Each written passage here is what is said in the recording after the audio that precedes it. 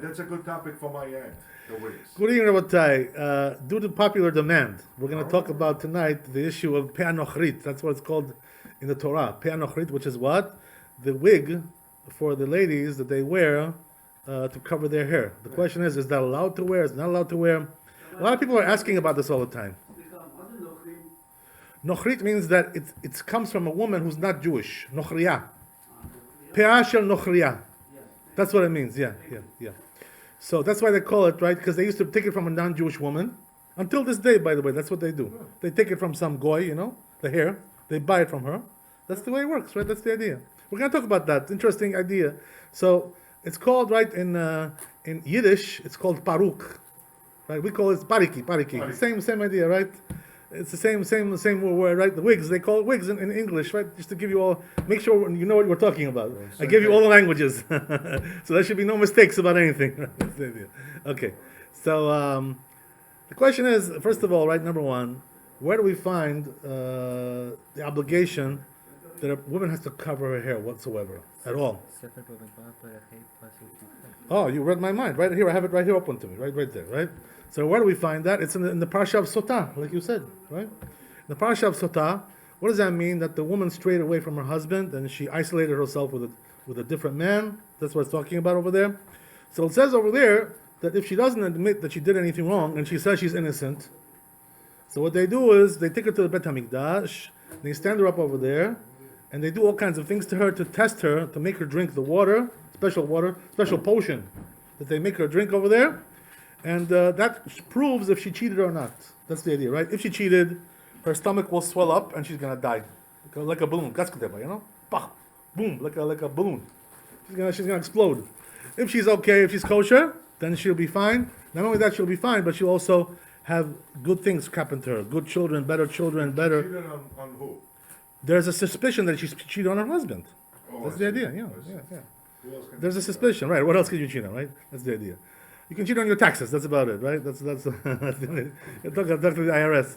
So now what we're saying is like this, right? It says over here that the Kohen, one of the psukim says like this, that the Kohen, one of the things that they do to her before they make her drink the water, is to remove the covering of her hair, open it up, and let all the hair just down, let it down. All over the place, all over the body. You know how it is. Like women have long hair, goes all over, so it becomes a big mess. So, what do we see from there? Over there, Rashi brings the midrash that says. Rashi brings the midrash over there that says that you learn from here the fact that they have to uncover her hair. Why does it say they have to uncover her hair? That means that her hair was covered. So what does that mean? That it's the way of married women to have their hair covered. So therefore, many of the mefarshim, many of the commentaries, they learn from this pasuk, from this verse, that it's from the Torah, the obligation of a married woman to cover her hair. It's from the Torah. It's not rabbinical. That's an interesting thing, by the way. Why is it so interesting?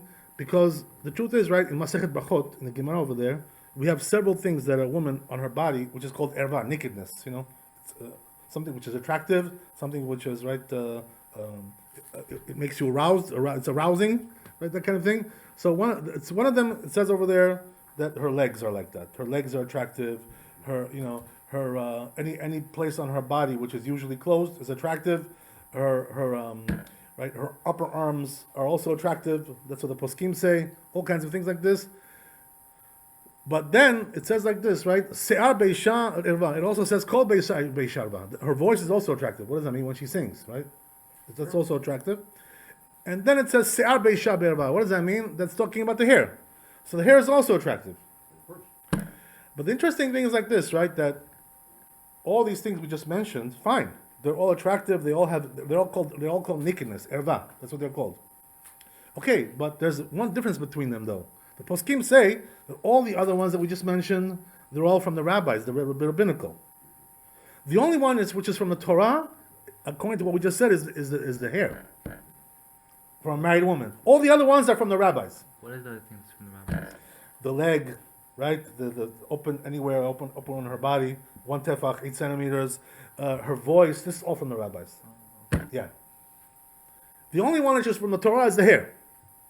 So the question is, why would the hair be such a big deal, that it's going to be more severe than all the others. Is it possible that's the most attractive? Not really, to be honest with you. You know, I mean, like, let's face it. I mean, you know, a woman's legs is much more attractive than her hair. You know. Okay, Jimmy doesn't agree. Hair is enticing. Okay, Glorifies you know, the there's. woman. I'll give you a story from the Do it Gemara to yourself. prove you this. What does it say in the Gemara? Right, that David HaMelech had several wives, as you know. He had 18 wives, right? So one of them was her name was Abigail. Abigail was one of his wives. So how did he meet Abigail? Right, he didn't meet her at the shopping mall, you know, at the Queens Mall. Right, he didn't meet her on the 108th Street, right? Not over there. He didn't meet her over these places. He didn't meet her on Facebook, you know, or you know, one of these dating sites. No. So where did David HaMelech meet her? In the underground. She was coming. So she was coming. She was coming down the mountain to bring food for David, to give his camp. He had army over there, you know, people, soldiers. They were hungry. So she was coming there to feed them. I don't want to get to the whole story, how that happened. It's not relevant now, right? So what happened was that she came down. She was riding on a donkey, you know, coming down to give them the food. And David was going up there to kill her husband because her husband was a bad boy, you know? It's a criminal. I don't want to get into the whole story. We're not going to get into that now. We talked about that before some other time. So what happened was that they say that David spotted her, you know? As she was descending, he was ascending. Somewhere in the middle, he spotted her. This was from a long distance. You know, we're talking about, let's say, like, 50 yards away. So they say that, what did he spot? He spotted her legs. You know? Yeah. So right away he got really attracted to her. You know, he started running towards her. You know, like a madman. You know, like the legs is what. So you see from there that the legs is what catches you first. You know, with a woman. Generally, that's what it is. It's a whole story. Okay, well, I don't want to get into that. That's not the issue right now. Right? So you see from there that David was right. He didn't go for the hair. You know, what are you gonna see hair 50 yards away? You know, you're gonna see the legs, right? You know, that's the way it is. Okay, let's not get into it. Let's not get too graphic, right? I don't want to get too much into it. So what happens is that David starts running after her, whatever, and that's he was attracted to her. He married her. You know, her husband died. Blah blah blah. It's a whole story there. Okay, fine. So anyway, getting back to what we said, the only one which is from the Torah is the hair, and only for a married woman, not for a single lady, right? Single lady, there's no prohibition. There was a custom, by the way, in the old days, that the single ladies also used to go with covered hair. Today, this is not the custom. Today, they go with open hair. That's the custom. There are reasons for that, but there's no prohibition from the Torah, only for a married woman. So the question is, what's the difference between a single woman and a married woman? Very simple, right? Because a married woman, there's isur karet, there's isur skila. And a person who commits adultery with her is liable to death, is liable to excommunication, as we said, right? Cutting off, karet. So it's much more severe than a single woman. Single woman is not like that. It's not so severe. This is the idea, right? And this is the reason why we say that when it comes to a married woman, okay, this prohibition is much more severe because you can finish your life with that. You know what I mean? One false move and your life is over. Okay, that I understand. But the question is, why the hair? You know, why is the hair any worse than any other part of the body? This is the question that we have to understand, right? That's the idea. So, in order to understand that, the truth is, there's only one way. You know how it is? You have to go to the Kabbalah, right? When you can't find it in the Peshat, you can't find it in the regular readings, in the regular scriptures, texts, you have to go to the Kabbalah. Where we find this? In the Zohar Kadosh. The Zohar Kadosh says that the real prohibition with the hair is not only because of the fact that it's attractive. That's just one element over there. That's not the real element there, the real basis, the foundation. The foundation is much, much bigger than that. Says Zohar Kadosh, you know what it is? That the woman, if a person has to know one thing first of all, right? A woman, her quality, spiritual quality, is not like the man. The man is supposed to be, right, quality is chesed, kindness, you know? And the woman is din. The woman is judgment. You know, women are, can be very judgmental. You know how that is, right? They will judge you, you know? If you do something wrong, and they spot you, they will get you for that. You know, if they can. Be careful, you know? That's why a person has to be very careful about that. But besides that point, right, the issue is that the hair that grows on a person has also a measure of din. It's judgment as well. In other words, when you grow your hair longer, the judgment also gets bigger. because the hair is also judgment, the quality of hair. How's it judgmental? Huh? How's it judgmental? This is something that's spiritual that we don't understand, you know. This is the way God made it. You know what I mean? We don't understand these things. Why? How? You know, we don't know. That's the way it is. What does that mean? It means to say like this, to explain to you a little bit better, right? It means to say that when a person exposes his hair or has long hair, it causes judgment upon him or upon others as well. This is what it means. And this is the reason, by the way, that it's not such a good idea to be a rock and roller, you know, to grow like long hair, you know, for a man like that. It's not really such a good thing to do. Even though it's not prohibited, there's no prohibition for a man to grow long hair in halakha. But not so recommended. You know why? Because they say the longer you grow the hair, the more judgment comes upon you. As opposed to what? There's two types of hair on the head, right? There's the head, you know, the peot, the head, and then there's the beard, right? So the beard of the man is chesed, it's kindness. So therefore, they recommend to grow the beard as much as possible, because there's going to be more kindness for you. This is why the men, you know, are recommended to do that. But when it comes to the head on the hair, the peot, this is judgment. So therefore, we don't want to do too much. That's why, you know, a proper thing for a man to do is to keep his hair relatively short, you know, not to become a rock and roller, you know, Richie Blackmore, you know, Jimmy Page. We don't need these kinds of things, you know. Let them do that. You know, that's their prerogative. It's not a prerogative. It's not prohibited, but not such a good idea. They say, by the way, there was one, you know, to just give you an example, right? There was one man, Jewish man, who had long hair, who was famed for that, and he got into big trouble because of that. You know, actually there was two of them. One of them was Shimshon, right? But Shimshon, we're not going to talk about. We'll talk about Avshalom, right? Who was the son of David. So Avshalom, they say, right, he was the most beautiful man you could ever see, right? You would see him from head to toe. There wasn't one blemish in him, you know, everything perfect, you know, like perfection at its, you know, highest degree. Even beautiful than you know. So because Avshalom was so beautiful like that, he was so handsome from head to toe, no blemish in him. So he grew his hair in order to make himself look nice, you know, because he was looked in the mirror, you know.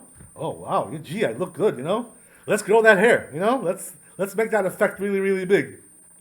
So they say, right, that's what caused him to die, to rebel against his father, because of the haughtiness. He grew his hair. This was a part of that whole image, you know, the whole thing that caused him a problem as well. What about Yosef HaTzadik? Was he more beautiful? Well, the truth is, you know, they say Yosef HaTzadik, he also had issues with his hair, that he was, you know, playing around with his hair. He also got punished for that. Yeah. You know that, right? But his hair, doesn't say that it was long, but Avshalom was growing his hair long. You know, he looked like the ultimate, you know, handsome man, you know, with long hair, you know, beautiful body, you know, and face, everything perfect, you know, like David Lee Roth, you know, somebody like that, right? So, yeah, probably much better than that. Yeah, okay. So that's the idea. So hair, what do we see from there? Hair is the element of hair is judgment. Now the problem is like this, right? When you put those two things together, the woman is judgment herself, right? That's her quality. Women are judgment. And you put hair also, that makes it double judgment, right? Two together, it becomes like a very powerful force. So says the Zohar Kadosh, this is the reason why the women have to cover their hair. It's because if the woman doesn't cover her hair, she's going to bring all kinds of judgment to her and her family as well. The whole mishpacha. All kinds of things are going to happen.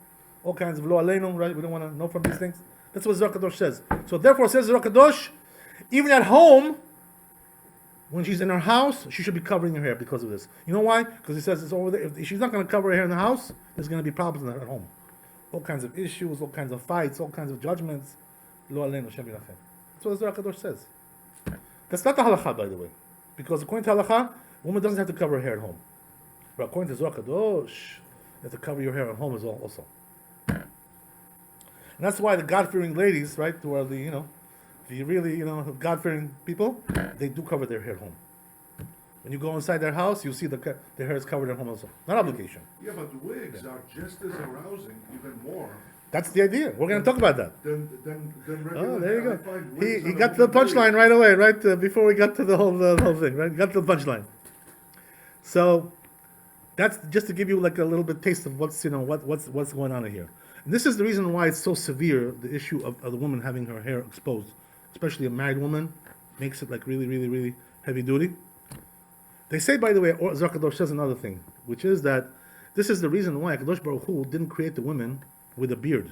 You know, they don't have beards, right? Except those, funky ones. There are some ladies who grow a little bit. Now they take care of it. They have ways to take care of it. Baruch Hashem. Laser, all kinds of things, right? This kind of treatment, that kind of treatment, they have ways to take care of it. But the truth is, generally women don't grow beards. So says the Kadosh, why does Hashem make them like that? They don't grow beards like men. So it's because if they would, the judgment would be too great with women. It would be overbearing. You understand? It would be like knockout. Like they would destroy. When you say judgment, Destructive. meaning they would be judged by Hashem differently, or what does it mean? That means that they exude that. In other words, that influence goes everywhere around them. Wherever they are, their family, their children, their husband, it will be too overbearing. They judge others. Yeah, they judge others, and in other words, their judgment, which comes from that. It's a source of judgment on all the surroundings. This is the idea. So that's what Zakadosh says. So therefore, according to this, now we begin to understand, right? What's the idea over here? Woman has to cover her hair because how severe it is, the problem, how severe the issue is. And that's why it's considered to be the most severe issue with a married woman, how she covers her hair. But nevertheless, says the Mishnah in Masechet Shabbat, right? The question is like this now. Okay, we said you have to cover your hair. The question is what part of your hair? How much? How do you cover it? Right? How do you do it? What's the procedure? So it says over there the Mishnah, this is in Masechet Shabbat, Samech Daled Amud Bet. It says over there that woman who goes outside to her courtyard, let's say it's a private yard, like backyards, that kind of thing, it's fenced in. She doesn't have to cover her hair fully.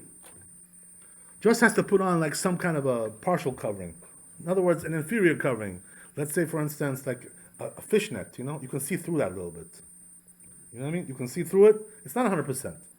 But anyway, it's more or less it's covered, but if you really want to see it, you can see it. Or let's say she covers herself with a wig, like we said, right? Also, it's allowed. What does that mean? When you go into a private courtyard where people don't pass by over there, they're not allowed to go in there. It's private property. So in a place like that, she's allowed to cover her hair with a wig also. Why is that? Because she doesn't really need a full covering. It's private. This is private property. It's like almost a house, almost. It's one step away from the house, but it's not all the way to the public domain. This is the idea, So therefore, the Mishnah says you're allowed to do that. But when you go outside to the public domain, to the street, to the town square, whatever you want to call it, right? The boulevards and all these kinds of places, the avenues. So over there, you have to put a full covering. That's what it says, right? What does that mean, full covering? You have to put two coverings. That's the way it was in those days. What they used to do is they would put one, let's say, as we said, right, some kind of a fishnet or some kind of a scarf, right, or some kind of a wig. And then on top of that, they would put another one that totally covered the head, like, all over, like down to here, down to the collar. That's the way it was. So the truth is, right, we require two coverings according to Halakha. Today, is that what we do? No. Why is that? Because today they basically do one that does the one size fits all. In other words, they cover it with something which is not see-through, or it's not right. You can't see through it, or it's not a wig. It's something like a tichel they call it in Yiddish, right? What is a tichel? A scarf, or a bandana, right? Something like that, which is not see-through. You can't see through it. So something like that. What we do is we cover it like that, and therefore you can't really see the hair. Most of it, 99, 95%, 98% is covered. That's the idea. So, this is the way we do it today.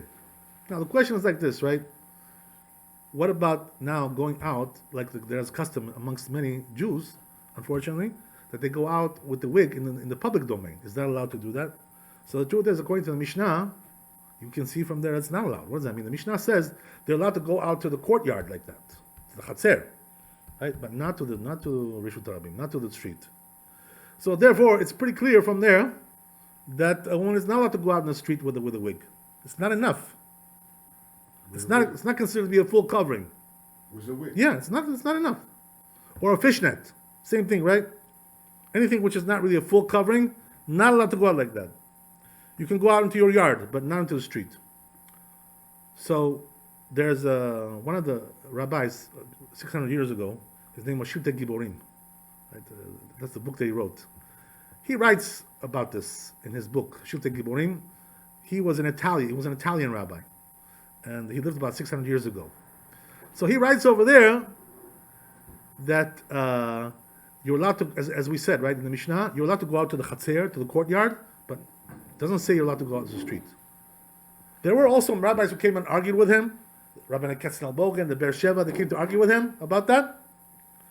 Even that they don't even allow to go into the courtyard like that. But nevertheless, whatever it is, right, this was the argument that was between them. One rabbi said you're allowed to go out to the courtyard, and there were some rabbis who didn't even want that. So then what happened was, later on, as time went on, came the Ramah, right? It was the rabbi of the Ashkenazim 500 years ago, who was the one who wrote the gloss on the Shulchan Aruch. He writes over there from Meshutei Giborim, he brings over there like this. He says that you see from Meshutei Giborim one thing, that if a person that wants to read Kriyat Shema in his house, right, Shema Yisrael, Adonai Eloheinu Adonai Echad, if he wants to do that, he can do it in front of his wife who's wearing a wig, pariki. That's what the Ramah says, right? What's the reason for that? Because as we see, that the Mishnah allows you to go out to the courtyard with a wig, so therefore you see that it's not so bad. You know, if you, okay, the street doesn't allow, but at least allows you to go to the courtyard, it's not so bad. So therefore, says the Ramah, you can read Kriyat Shema in front of your wife, even though you cannot read if she's naked, you know, Kriyat Shema. You're not allowed to do that. What do you do, by the way, if she's naked like that? Let's say she's wearing shorts, she's wearing a t-shirt, you know, something like that. Let's say she's wearing a bra, you know, excuse me, you know. What do you do? They're very simple. You just can turn around, you know. Don't look at her. Yeah, don't look at her, exactly. That's the idea, you know. Or close your eyes, even if you don't turn around. You know, same idea. Right? So this is very simple. There's a very simple solution to that. But says the Ramah, when it comes to the wig, you don't have to turn around. No big deal. This is your wife, you know. It's not going to cause you such a big problem. You're used to seeing her like that in the house.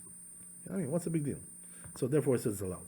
Comes the Magen Avraham about 50 years later and says, you know what? We see from there, it says, Magen Avraham, you're allowed to also go on the street like that as well.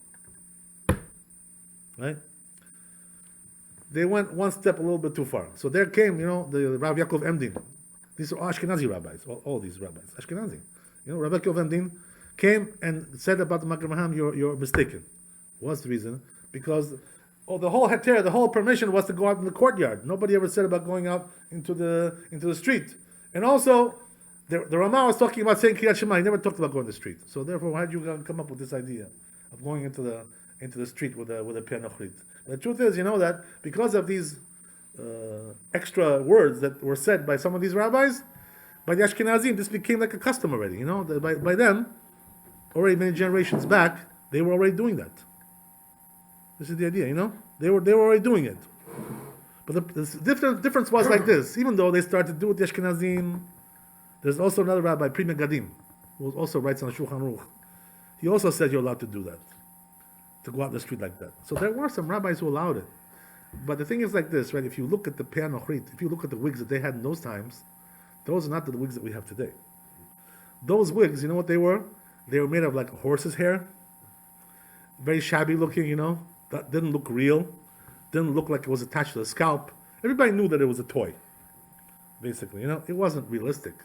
It wasn't something which is going to be looking really attractive or alluring, you know? Yeah. You understand? So, therefore, even the permission that they gave these rabbis, if they would see the payot of today, it would say, if they would see what's going on today. What is that? What's going on today? Today, the profession of wigs has become so strong that it looks better than your real hair. You know what I mean? Right. You can get a wig today, you can look like a superstar. Yeah. You know what I mean? Forget about it. Like a supermodel. Yeah, what happened to you? Well, we don't recognize you anymore. You look so beautiful, right? So the truth is, right, that's what the rabbis of today say. The rabbis from our generation, Moreno Rabbeinu Ravadi Shalom, he also writes about this in his books, Yebi Omer. Very giant books. Over there in Chelik Dalet, the 4th volume, 5th volume, he writes at length about this, that it's not allowed to wear wigs. And he brings many, many poskim, that we're going to list some of them now, a little bit later. They all say that it's not allowed to wear the wigs in the street. As we said, right, the street is the problem. At home, no problem to wear a wig.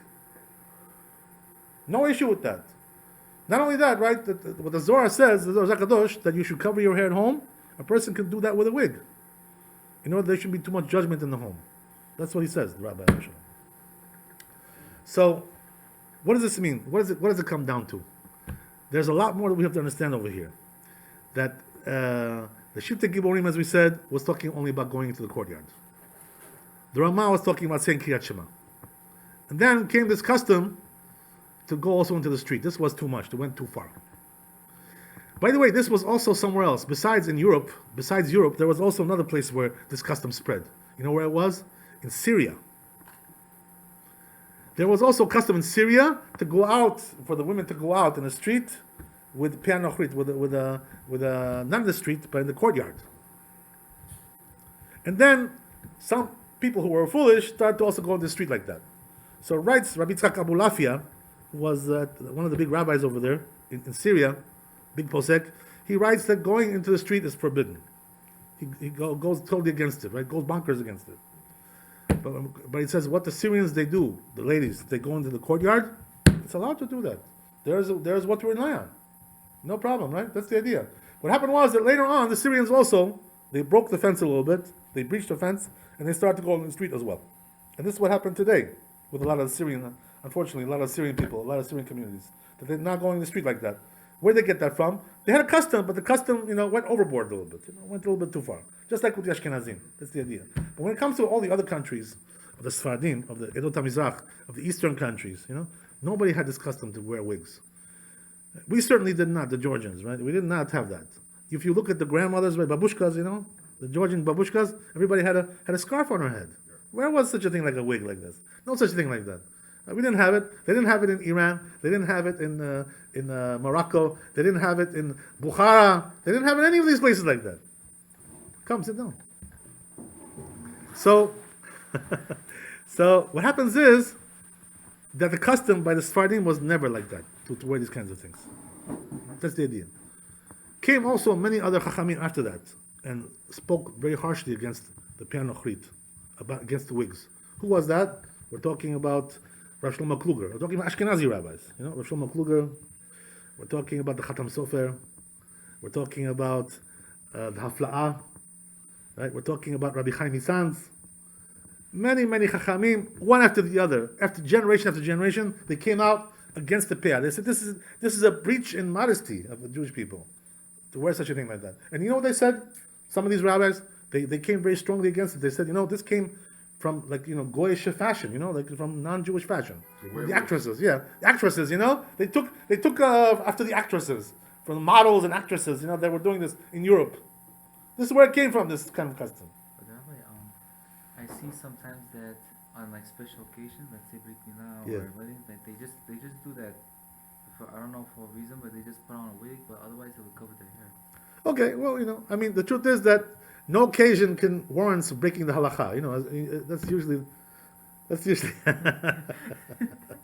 Okay, whatever occasion it is, right? The halacha has to be kept. But the point is, as we go on, we see that more and more chachamim, and also from the Sephardi side, right? There was the Stei Chemed, there was the Rabbi Abraham Palaji, there was Moreno Rabbeinu, Rav Ovadia Alav Shalom. Also, he wrote against that.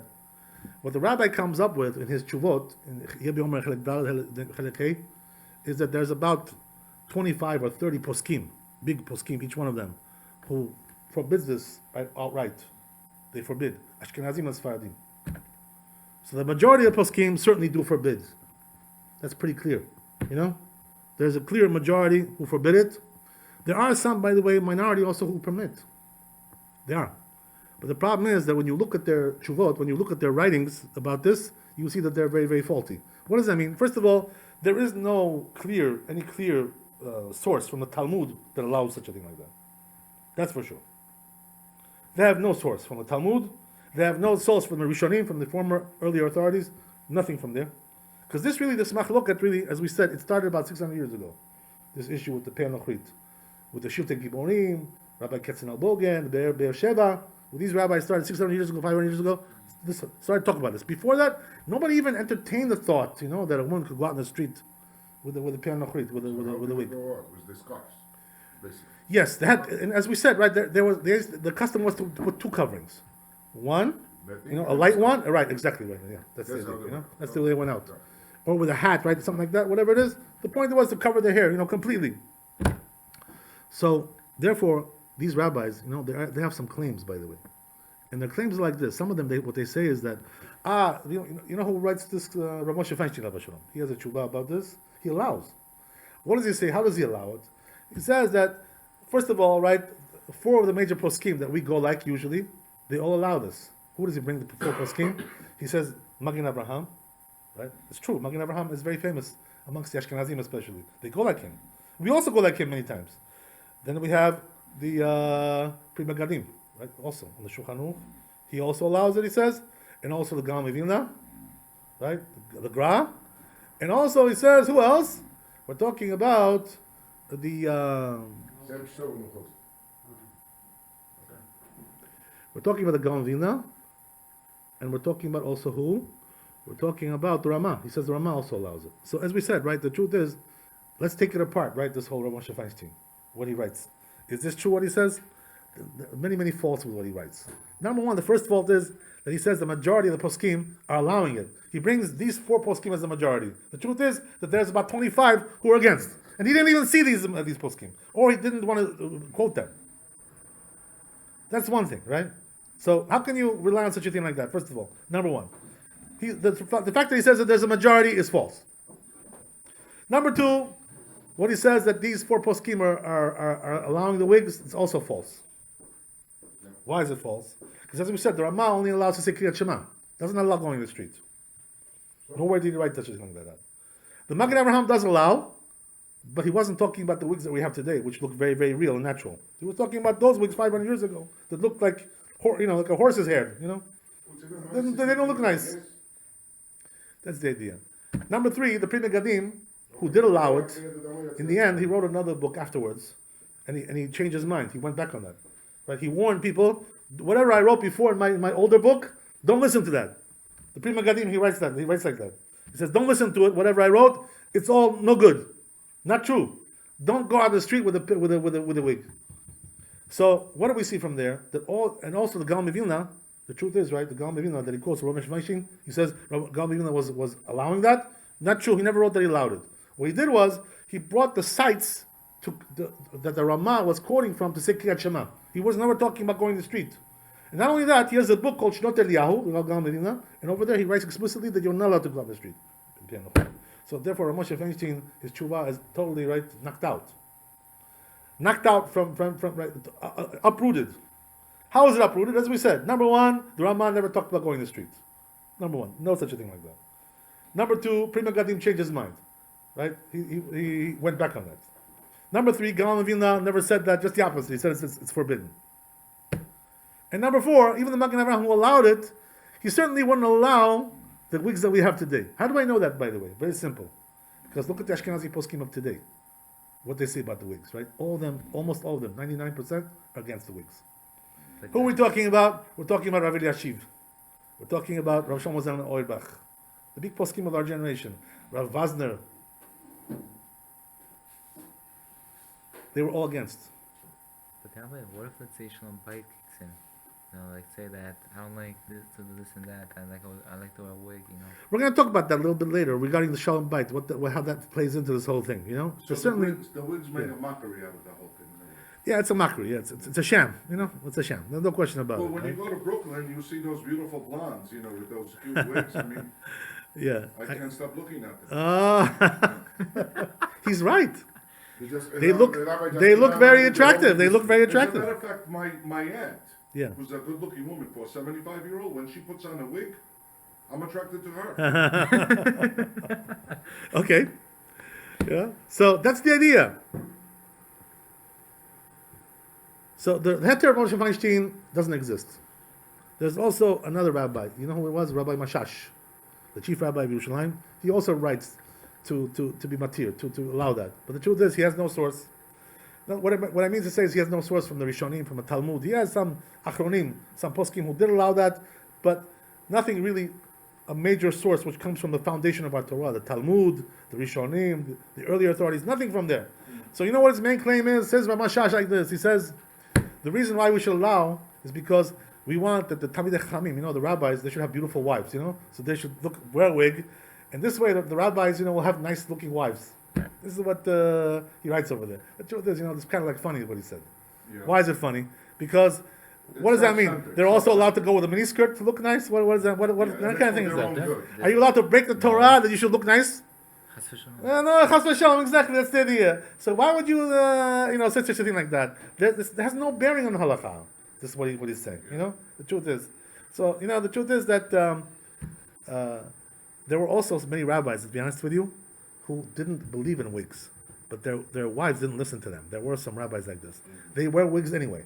You know one of them who one of them was? Rabbi Abashola, who was the big Sephardi rabbi, the Rosh Yeshiva, Parat Yosef. His wife was wearing a wig. And he was the friend of Maran, Ovadia. They were like the best friends. And Chavruta. They were Chavruta, So one time, there's a story like this, which is recorded. Chacham Ovadia, right, Rav Ovadia, Maran, he goes to Chacham Ben Zion, they're in one room. He tells him, he says, how do you allow your wife to wear a wig like that, It's a disgrace. He told him like that. They're good friends and everything. He told him, how do you do such a thing like that? Shame. It's a shame. So Chacham Ben Zion answered him? You want to know? This is an honest man, with an honest heart. He says, what can I do? He says, my wife doesn't listen to me. He says, tell me, he says, Rabbi, you decide. Do you want me to divorce her? If you tell me to divorce her, I will divorce her. So the rabbi told him, no, I don't want you to divorce her. But he admitted that his wife doesn't listen to him. You understand? Does anyone listen? That's a good question, by the way. We're going to talk about that. My wife listens. She doesn't exist. That's why she listens. So, okay, let's go a little bit further. Another interesting thing is that we have also the Hafla'ah. You know who this was? One of the big Ashkenazi rabbis. He was the chief rabbi of Frankfurt in Germany. His name was Rabbi Pinchas Halevi Horowitz. He had a bet din over there in Frankfurt, Germany. You know what he did? He put his bet din together, his court, and they banned anybody who's going to wear a wig, any woman who's going to go wear a wig in the street. They put a cherem on, excommunicated. Can you imagine? So the rabbi used to tell us, he used to tell us, if you should know that if your wife is wearing a wig, she's excommunicated by this rabbi because he excommunicated anybody who wears these kinds of things in the street. Doesn't matter whether she lives in Frankfurt or in Bonn or in Berlin or whether it's New York City or Brooklyn or Bronx. Yeah. They excommunicated everybody. Is it that crucial? I mean, Can you imagine how rigid it is? Yes, from the Torah. Yeah, that's the idea. Yeah. Guess it's You know? crucial. So the rabbi used to tell us, Shalom, if you should know, if whoever's doing it is going over this ban of the hafla'ah. What if they just shave their head? That's the Brooklyn style, right? Brooklyn style, right? Shave their head. Hasidim, They right? still wear a wig. Right. Which is really self-defeating. Same thing. It's self-defeating. You're losing on both fronts, Shave Like, their head, man. it's a double-edged sword, If as you're they say. pretty, if you're a pretty girl is always pretty.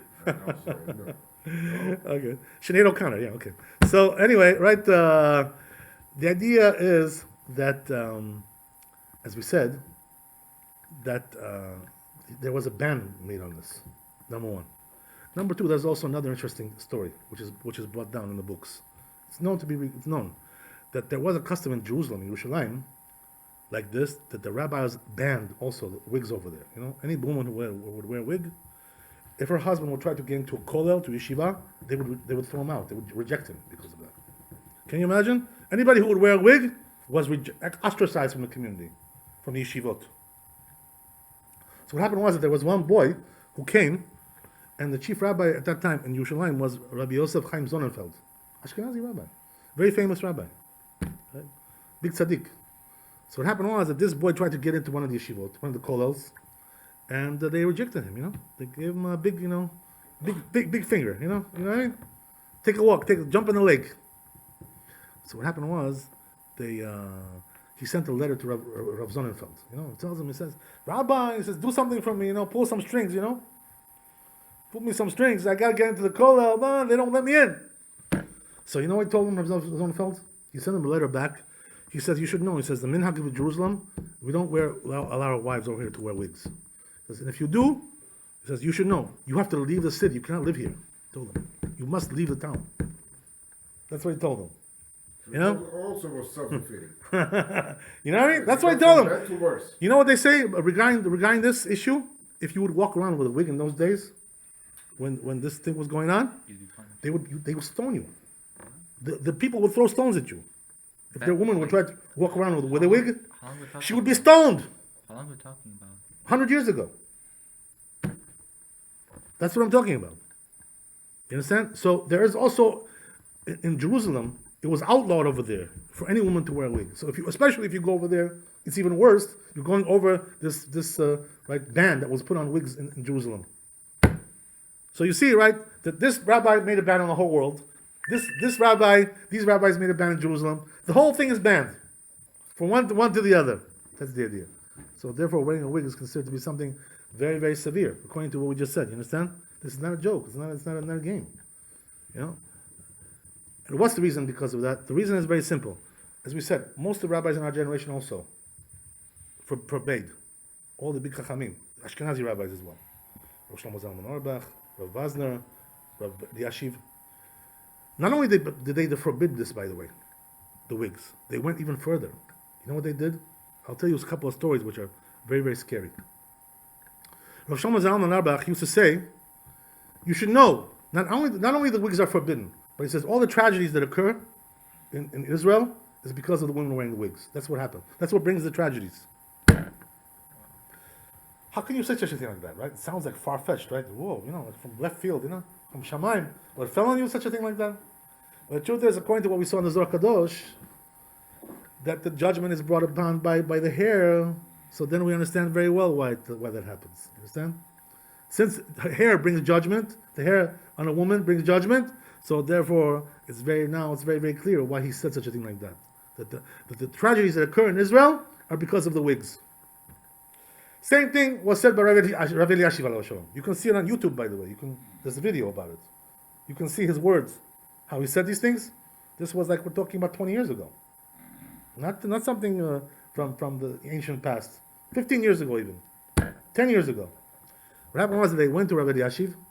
They asked him a question. They said, we see that there's a lot of diseases going on in Israel. People are getting sick, cancer, all kinds of diseases. They can't get cured.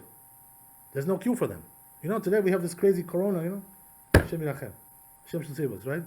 So they said to the rabbi, they said, do you think that it's because of a lack of modesty, because of the wigs? He says, it probably is. That's what he said. He came out very, very strong. He said, for sure, the lack of modesty is what's causing these things, these diseases. Lack of tzniut. So we see from there how major tzniut is, how severe tzniut is, And also, regarding the hair, even worse, as we said, right? It's double trouble. The hair is the worst element because it brings the judgments on Lo Aleinu, on us. That's the idea, right? Both these rabbis agreed to the same thing. This is the cause of the tragedies. I'll tell you another story. Another amazing story, which I heard firsthand from my friend. Something amazing.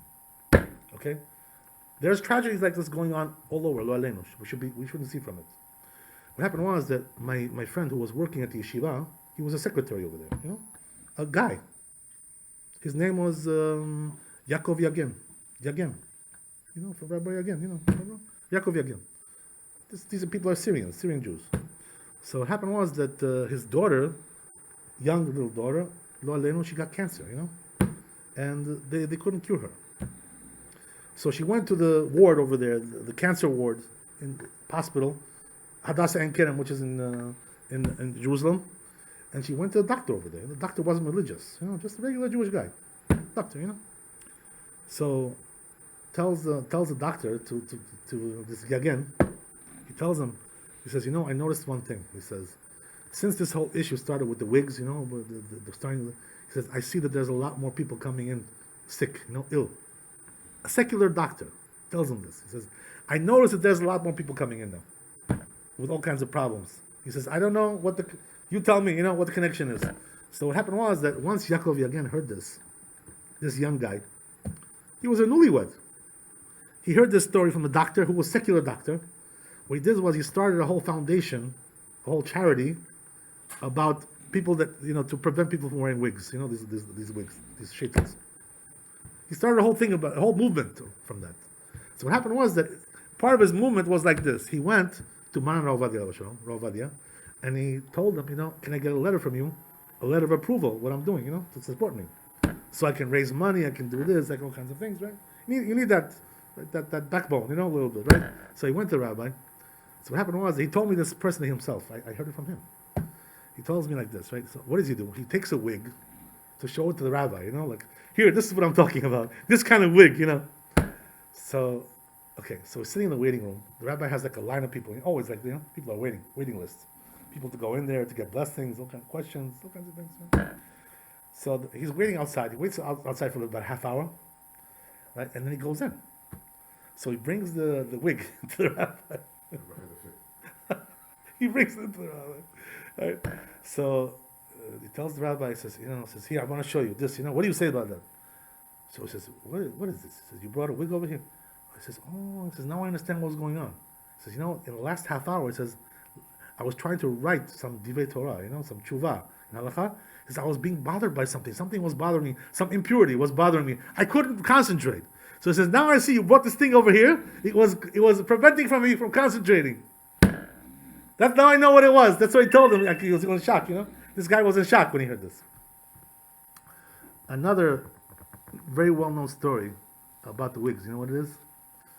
That they came to Baba Sali, a big tzaddik that we talked about before, Baba Sali. So they came to him and they said, we heard that you allow, to wear wigs, that your granddaughters and in-laws are wearing them, this kind of thing, right? So Baba Sali, he got very shocked when he heard this, So he brought them in, all his family, the in-laws, the granddaughters, he told them, he says, you should know. He says, anybody who wears a wig, says like this, when you're married, you should know. It says you're preparing. This is the fuel that they're going to use to burn you in Gehinnom. That's what he told them. That's what me too. This is going to be the fuel that they're going to use to burn you in Gehinnom. That's what he told them. Everybody got shocked from Baba Sali, when they heard this from Baba Sali, such a thing like this. So you see from there, right, that the rabbis were very adamantly against the Pe'anochrit, the wigs. You see from there, right? They said very severe things about the wigs. That it causes diseases, it causes problems, it causes very severe punishment. And the truth is, as we said, the bottom line, you know what it is? Because of the Zohar Kadosh. The Zohar Kadosh says that this brings judgment. The hair of the woman. And this is the reason why it has to be covered. And therefore the Zohar Kadosh says, cover it also at home. That's how far it goes, right? That's not the halakha, but very recommended. Says the Mishnah Brura, Chavetz Chaim Alav Shalom, he says they're very recommended because this Zohar, usually he doesn't bring the Zohar, Mishnah Brura. He goes like the Pashut Pshat, the dry Pshat, the simple meaning. But here it brings the Zohar Kadosh, he says, very recommended to do that, to cover your hair at home also, like the Zohar Kadosh. Isn't a wife permitted at home to parade around like she wants in front of her husband? The truth is, according to halakha, it's allowed, yes. It's allowed, yeah. Yeah. But if you want to pray, you want to say a blessing, you can't look at her like that, You have to turn around or close your eyes, as we said. That's the idea, right?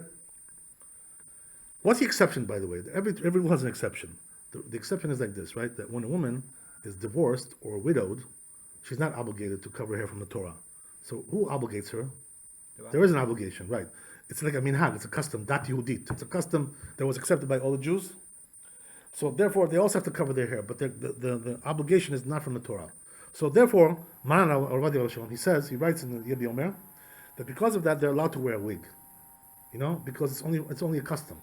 So therefore, when it comes to a custom, we can allow the wearing of the wig. When it comes to something which is from the Torah, we cannot allow such a thing like that. It's going too far. That's the idea, right? So therefore, it does allow the divorced lady and the widow to wear wigs. There's also another practical element there. You know what it is? That they have to find a new shidduch. They have to find a new husband. So they have to look nice. You know what I mean? They have to look presentable. If you look like, cover your hair like a nun, excuse the expression, who's going to want to marry you? Look like who wants to marry a woman like that? Doesn't look nice. That's the idea. Rav Moshe Feinstein goes a little bit, even one step further. You know what Rav Moshe Feinstein says? He says that a woman who is divorced or widowed and she's looking for a new mate, and she wants to, let's say, go on a date, or let's say she wants to look nice in front of some men, some potential, husband, right, whatever. So she's allowed to remove her covering altogether to look nice for them. She's allowed to do that. Why is that? Because it's only a custom, and the custom is overridden by the need to get married. Many rabbis don't allow that. He goes a little bit further than the other rabbis. But at least, right, one thing we can say that you can wear the wig because at least your hair is covered.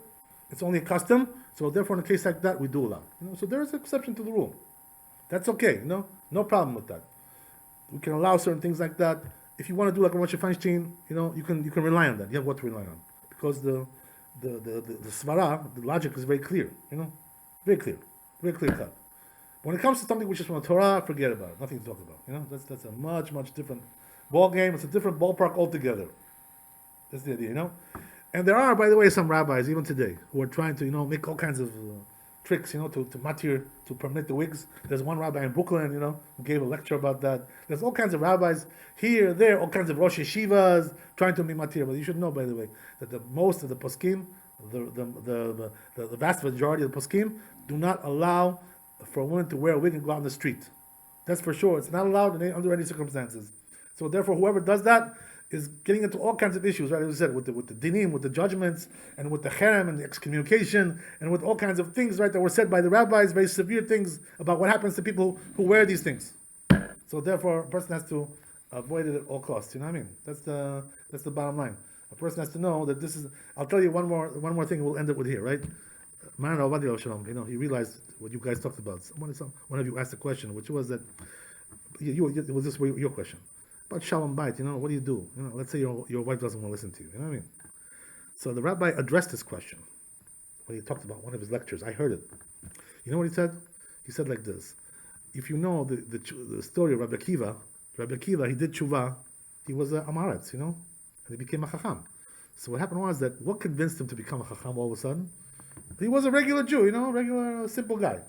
So they say they say what it was is that he looked at a certain stone and a certain stream, of water. The stone, right? And when the water went right. So the water kept hitting the stone, and eventually what happened was that the water was so strong, over time, many years, that it made a dent in the stone. It indented it. That's amazing, right? How can a water indent into a stone, such a strong, powerful stone like that? So Rabbi Akiva learned from here a lesson. You know what it was? It was a moral lesson. The moral lesson was that when you do something, in a persistent manner, like day to day, you can overcome anything. You know what I mean? Even a big stone, you can punch into it and dent it, make indentation. So what does that mean? When you try something over and over again, you fall down, get up again, do it again. 9 lives. You know what I mean? Up again, down, up, down. You never give up. You try every day. So what happens is, in the end, you make an indentation. So he said, if that's the case, I can become a chacham too. If I study every day, without any monkey business, playing games, I'll really become a chacham. So the rabbi said this is also a lesson for us regarding this issue, right? That what does that mean? That how do you talk to your wife? She doesn't listen to you. So the rabbi told us very simple, do like the stone. What does that mean? Once in a while, every couple of weeks or a month, give her like a little, words of, musar, ethical words about that. Nice, simple, very gentle. Don't scream, don't yell, don't get into a fight, throwing, don't get nervous, don't lose your temper. Because that takes away the effect of the rebuke. You have to be very gentle, especially with women, Women are very sensitive. So you got to be gentle with them. So don't get out of your, don't lose your wit, become a Sephardi guy, start losing, Moroccan guy, Georgian guy, don't do like that. You have to be gentle, soft, but get the word across, get the message across. You know what I mean? Get hit by a car. Once a month do it, and whatever, once every 2 months.